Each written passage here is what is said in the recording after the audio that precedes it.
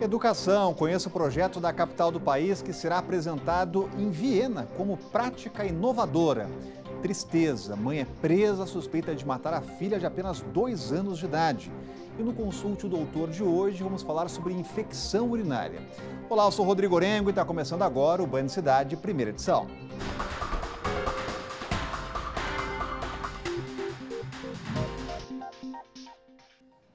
A polícia investiga o assassinato de uma criança nessa madrugada em Vicente Pires. A própria mãe foi presa suspeita de ter matado a filha de apenas 2 anos de idade. Acompanhe agora na reportagem. O crime foi no primeiro andar deste prédio, na chácara 148 da colônia agrícola Samambaia.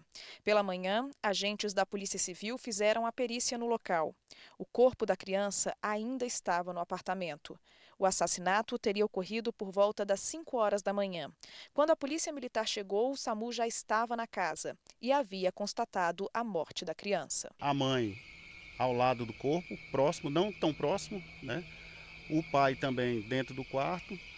E foi quando eu perguntei quem teria sido o autor. A mãe se prontificou, levantando a mão, falando que foi ela. Ela se encontrava, como eu havia dito aqui, sentada ao lado do corpo. Segundo informações preliminares, Larissa Yasmin Félix de Moraes, de 21 anos, matou a facadas a própria filha, Júlia Félix, de 2 anos e 2 meses.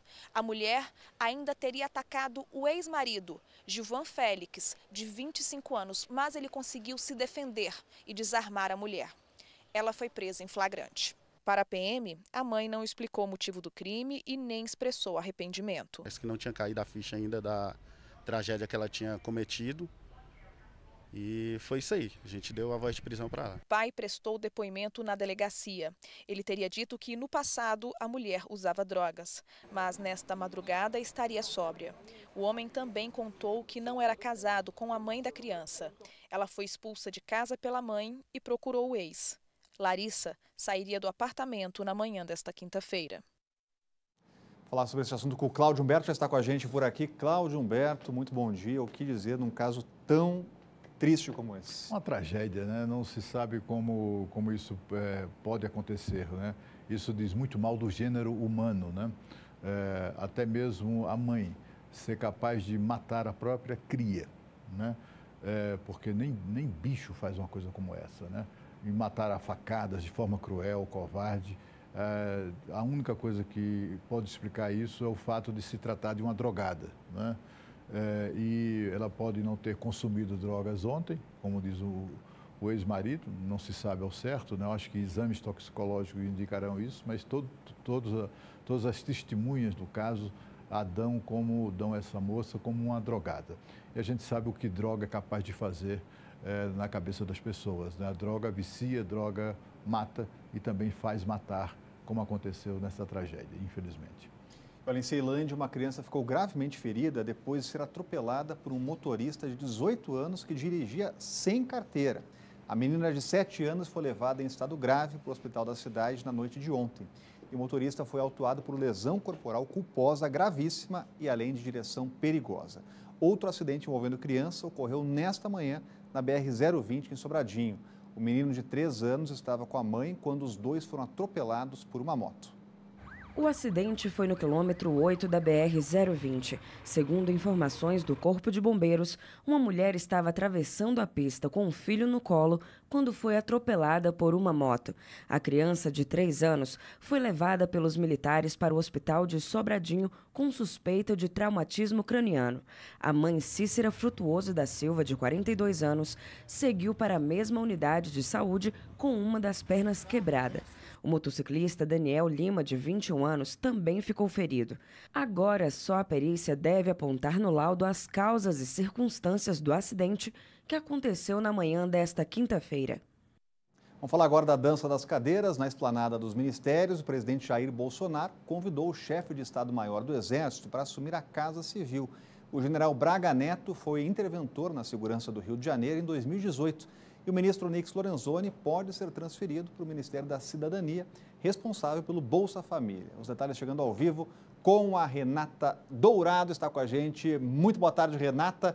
Já saiu no Diário Oficial, como o presidente falou hoje cedo, ou ainda não, Renata? Ainda não. Foi interessante isso, né? Porque nos bastidores já se fala, e aí o presidente Bolsonaro foi perguntado pelos jornalistas sobre essa mudança, e ele fez a pergunta para o jornalista, voltou a pergunta: você viu no Diário Oficial da União? Como se dissesse, se não está lá, ainda não tem nada oficializado, né? Então a gente está aguardando esse anúncio oficial. Realmente já era esperada essa mudança na Casa Civil, a gente inclusive já falou sobre essa possibilidade aqui. O fato é que aos poucos o presidente Bolsonaro foi diminuindo o poder da Casa Civil, né? Foi esvaziando. Tirou, por exemplo, o papel de articulador do ministro Onyx Lorenzoni, articulador político. Tirou também da Casa Civil a responsabilidade sobre a coordenação de vários projetos aí, projetos importantes para o governo, como as próprias privatizações. Então, já era esperado realmente isso, Rodrigo. Agora, o que se fala é que ele está esperando formatar todas essas peças aí desse xadrez, ver realmente para quem vai confirmar a ida para a Casa Civil, ver para onde o ministro Onyx Lorenzoni também vai e, de fato, fazer uma cerimônia com todos ali para dizer, não há nenhum mal-estar, foi tudo certo, está todo mundo bem, está todo mundo feliz. O ministro Onyx Lorenzoni deve permanecer na esplanada, até porque o presidente Bolsonaro tem uma dívida de gratidão por ele. A gente lembra aqui que foi um dos primeiros políticos a abraçar a candidatura do então deputado Bolsonaro à presidência da República. Então, essa gratidão, ele deve permanecer na esplanada. Então, a gente está aguardando aí. Quem sabe nos próximos dias teremos esse anúncio oficial de para onde vai, quem fica, e realmente para ver como é que fica aí com relação ao governo. Outro assunto que também vem repercutindo bastante, além dessas mudanças aí do Ministério, foi uma declaração dada pelo ministro da Economia, Paulo Guedes, ontem, ao falar sobre essa alta do dólar, né? Entre outras coisas, ele disse que o dólar baixo estava permitindo que empregada doméstica fosse a Disney, o que pegou muito mal, repercutiu de forma bastante negativa, como se fosse algo preconceituoso do ministro, uma fala preconceituosa do ministro.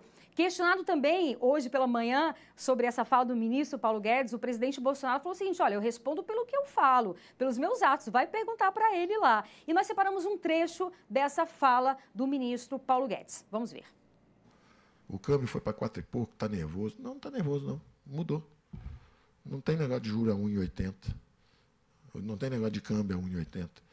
Vou exportar menos, substituição de importações, turismo, todo mundo indo para Disneyland, empregado doméstico para Disneyland, uma festa danada. Mas peraí. Vai passear ali em Foz do Iguaçu, vai passear ali no Nordeste, está cheio de praia bonita. Cláudio Humberto, onde o ministro estava com a cabeça quando deu essa declaração?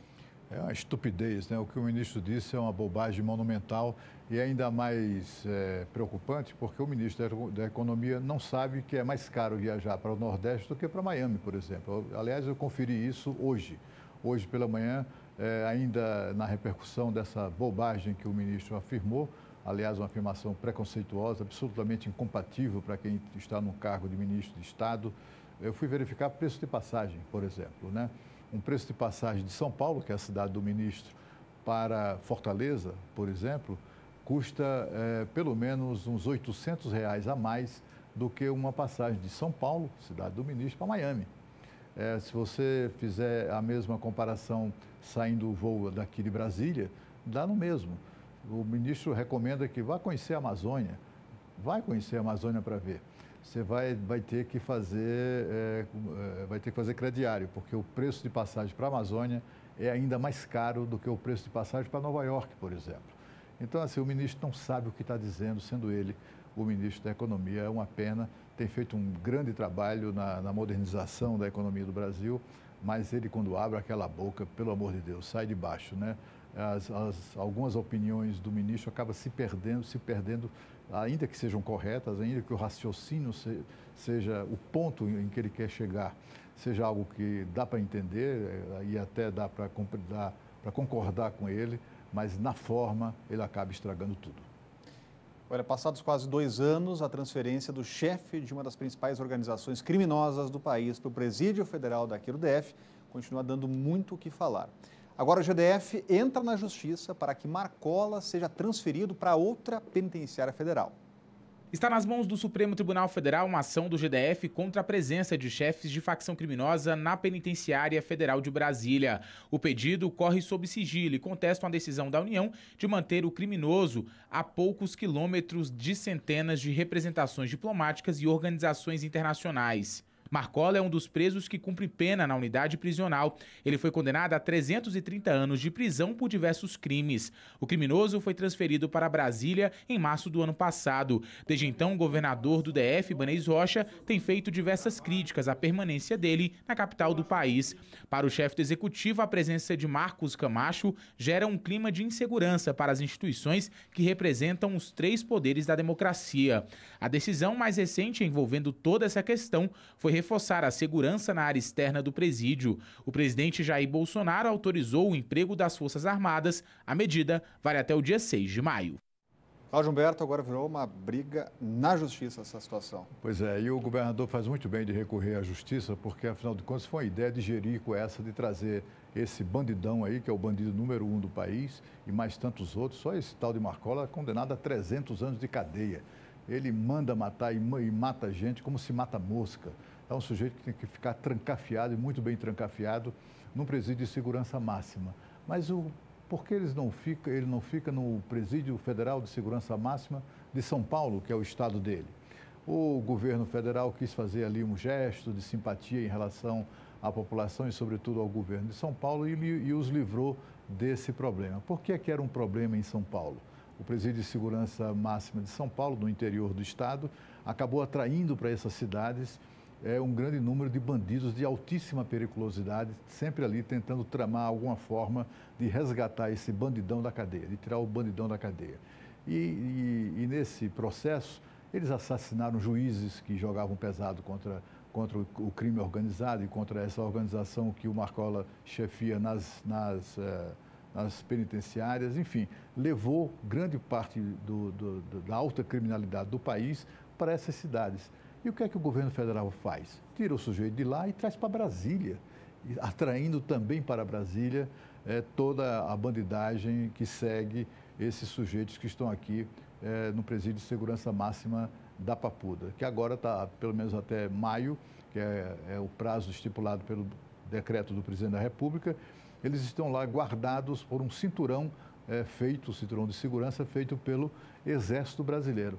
Agora, quem está fora desse cinturão? Nós, os cidadãos que pagamos toda essa bagaça, nós estamos sujeitos à ação de criminosos. Já foi descoberto um plano de arrastão e também de incendiar ônibus e veículos e prédios públicos aqui em Brasília para ocupar a polícia, enquanto eles atacariam o Presídio de Segurança Máxima para resgatar o tal do Marcola. E olha, ninguém faz nada em relação a isso. O governo federal não se mexe no sentido de mandar esse sujeito para os raios que o partam, menos para Brasília. E crianças do Sol Nascente se beneficiam com a decisão judicial e hoje podem estudar em uma escola de mais de 4.000 metros quadrados. A unidade é para a educação infantil e ensino fundamental para 960 alunos, né? A repórter Joyce Pires tem mais informações. Ainda dá para sentir o cheirinho de tinta.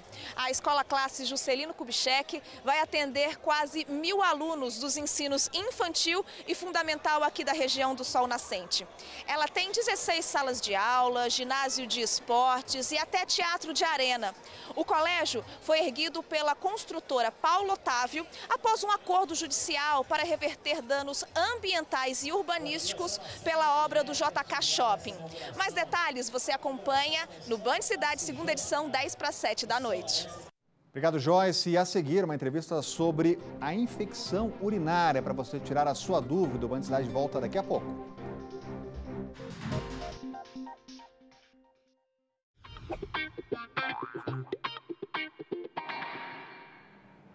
Dores na coluna, febre, mal-estar e vontade constante de urinar.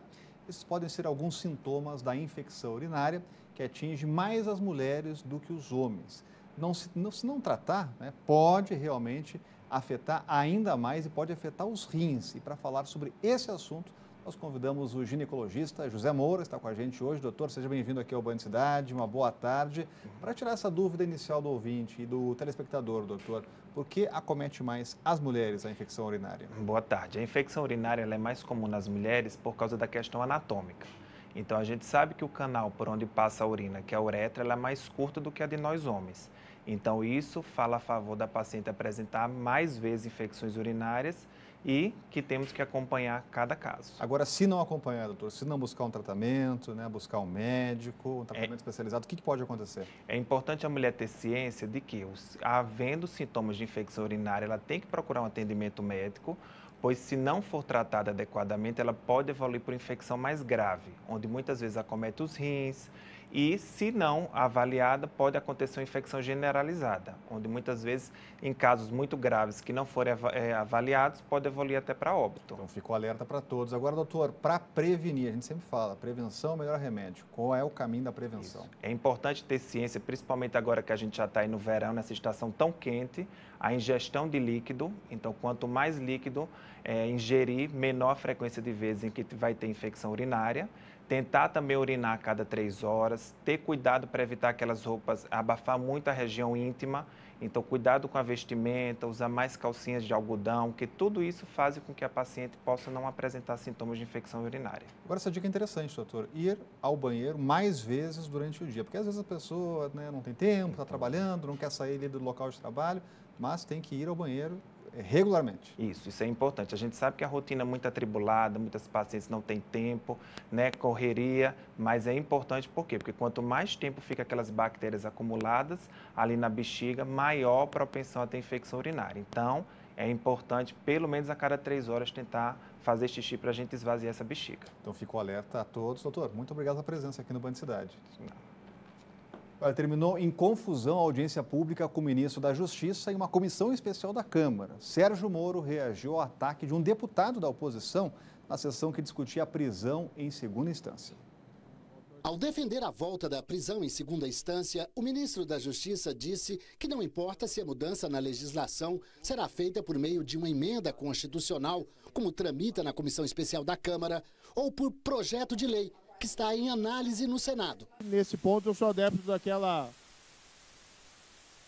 velho ditame de sabedoria, não importa a cor do gato, desde que ele pega o rato. O que é importante é o resultado final. Moro reforçou a necessidade de mudança no entendimento do Supremo Tribunal Federal, que por 6 votos a 5 derrubou, em novembro do ano passado, a possibilidade de que condenados em segunda instância já pudessem começar a cumprir a pena na cadeia. Para o ministro, a execução da sentença deve priorizar a área criminal, em vez de casos das esferas cíveis e tributárias, como prevê o texto da proposta. Se não houver condições políticas de aprovar para todos os casos, que se tenha uma alternativa disponível de se aprovar para os casos criminais. A sessão teve de ser encerrada depois que o deputado do PSOL, Glauber Braga, atacou Sérgio Moro. Querem que a milícia no Brasil não seja devidamente apontada como crime organizado, porque ela faz parte da estruturação do projeto de poder dos senhores.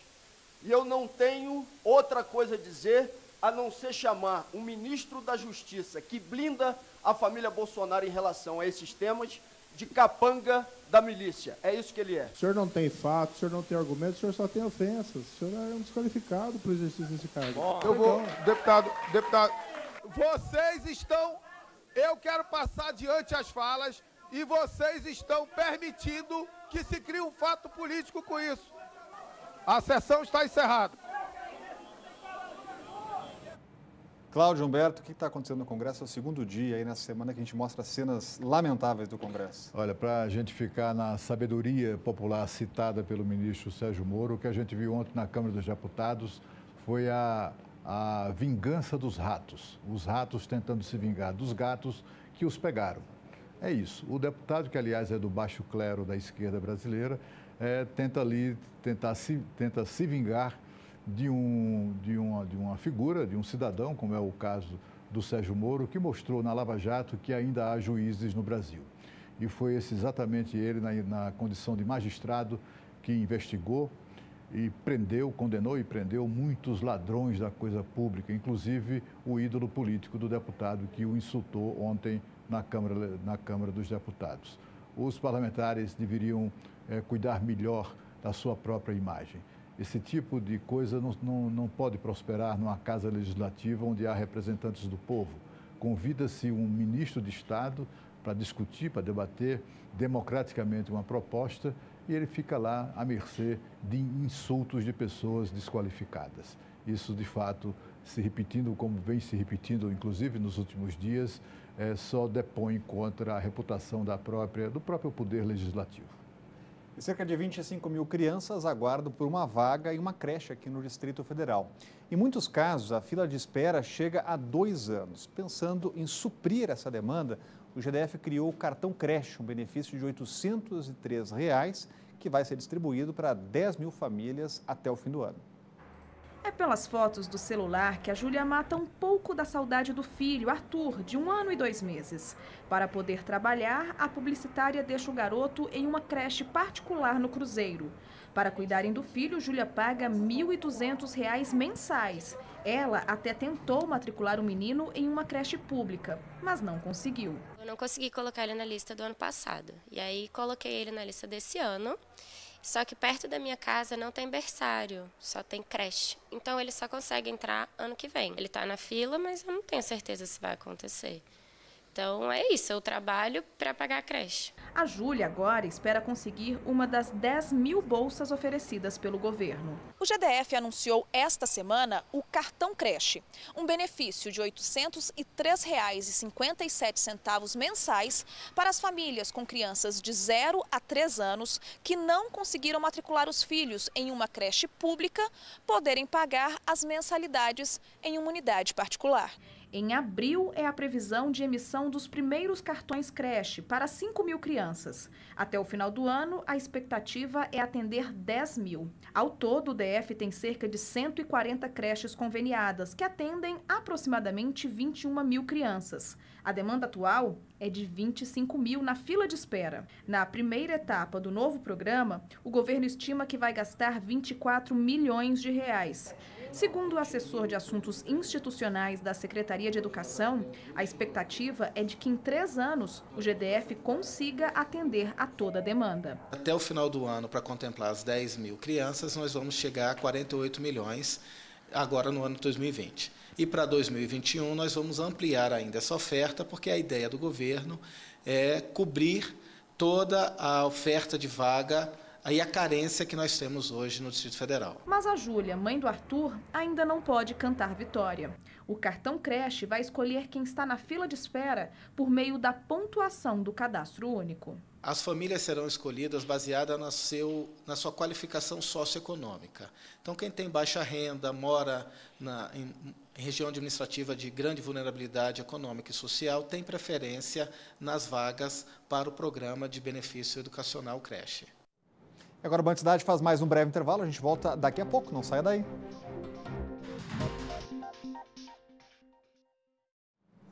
Práticas educacionais inovadoras. O Distrito Federal agora se tornou referência mundial quando o assunto é educação precoce. E na rede pública, quase 3 mil estudantes são atendidos em 19 centros de ensino especial. A professora Maria Renata não esconde a felicidade de fazer parte de um dos projetos mais inovadores do mundo. A inclusão da prática brasileira nesse seleto grupo foi feita por uma fundação austríaca. A gente se sente muito feliz e assim recompensada, né? Porque esse reconhecimento que todos os dias a gente recebe dos pais agora vem mundialmente. É muito gratificante para o profissional da educação. O reconhecimento que a coordenadora do Centro de Ensino Especial 2 de Brasília falou é um prêmio que o programa Educação Precoce da Secretaria de Educação pode ganhar ainda neste mês. Essas crianças, elas passam por uma avaliação inicial e a gente vê perspectivas de desenvolvimento, porque a gente trabalha a partir das potencialidades de cada criança, então é feito um plano a ser desenvolvido com cada criança. Então, esse planejamento é individual, então atendendo às necessidades daquela criança em específico. E a gente tem atendimentos diferenciados. Tem um atendimento com um pedagogo, que é em sala, geralmente é em colchonete ou em turminha, dependendo da idade, e um atendimento com educador físico, que também é feito no ambiente aquático, no ambiente de piscina, ou no ambiente preparado para isso, que é uma sala de psicomotricidade. O DF tem 19 unidades que realizam os atendimentos para crianças de 0 a 3 anos de idade que possuem alguma deficiência. Realizado por cerca de 400 educadores da rede capacitados, o programa tem caráter pedagógico, não clínico ou terapêutico, com foco na aprendizagem, inclusão e no desenvolvimento. Levar para o mundo, né, essa nossa contribuição, para essa bandeira importante da inclusão e mostrar, né, que aqui no Distrito Federal, né, a nossa inclusão, ela começa assim que o bebê nasce. Né? Nós estamos atentos a todas as dificuldades, onde as diferenças, né, para nós, né, só vão somar em termos assim, de ações e de trabalhos importantes para mostrar que nós somos todos iguais. Essa pediatra, que trabalha no ramo há mais de 20 anos, diz que a educação precoce é eficaz na prevenção de transtornos, como, por exemplo, o autismo. Para que ele se adapte melhor à convivência com outras crianças e com outras pessoas, isso vai ajudar no futuro com que minimize aquelas lesões que foram instauradas no início da infância. Aqui na Band você tem um canal direto para fazer denúncias, mandar vídeos, mandar sua sugestão aí da região onde você mora. O nosso WhatsApp do Band Cidade, anote aí nosso número, que é o 99976-9204. E o Band Cidade, primeira edição, vai ficando por aqui.